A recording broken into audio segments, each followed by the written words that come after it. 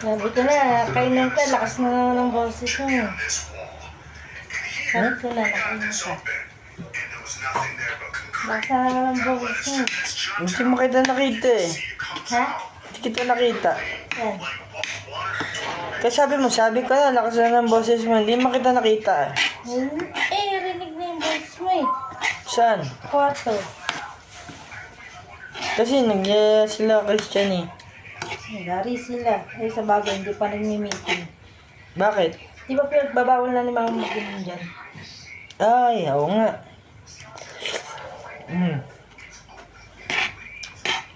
Walang isip ko. Ano isip? Hindi kasi. Hindi mo na ako mag-inom. Kaya pag-inom ka. Kasi, sabi ni Christian, ay, we! Dito.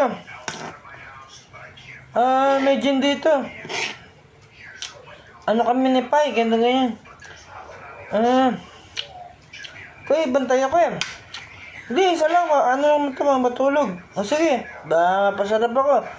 Sasarado ko tong tindahan. Tapos, umalis naman si Pai. Tapos, umalis na rin si Christian. Kaya ba dong binulabog nila doon? Dapat sila lang dalawa ni Pai. Pasarap ng ano. Yan. Mal, salita ka naman doon.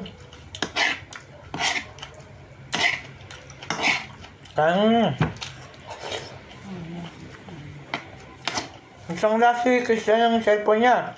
Kano ba sangla niya yung nakaraan? 1,000? 1,500. 1,000.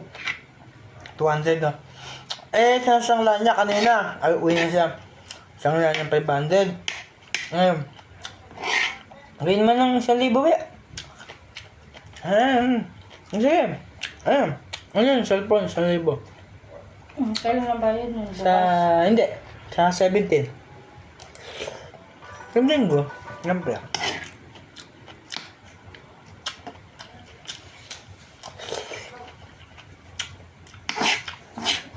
Baksa ang boses mo.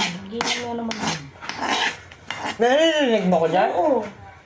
Rinig kita. Layo mo? Oo. Pag nga nakakainom ka, lakas na ng boses mo. Kanina sabi ko ina ako na ng boses ko. Hindi naman.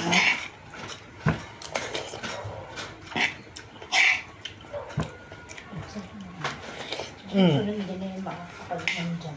Pagbawaw na naman.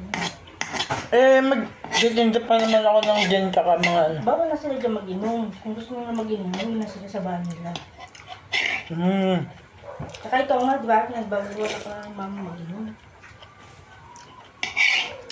Pwede, bitinin. Pag nakakainom ka yung mga salita mo. Pwede naman. Alam mo naman, ang daming sumasagot ng ano dyan. Baka imbis na maayos na yung tindahan din yung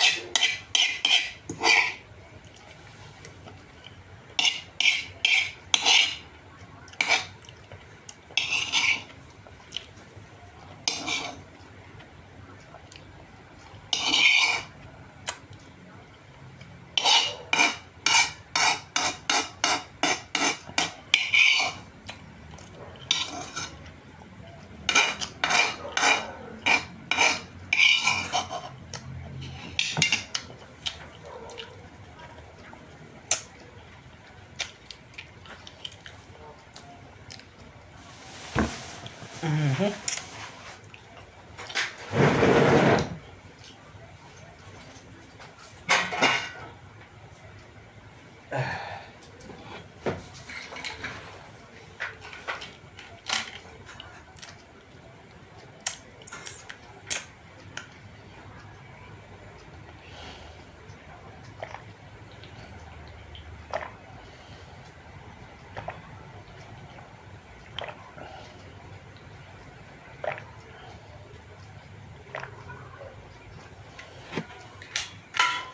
Ah,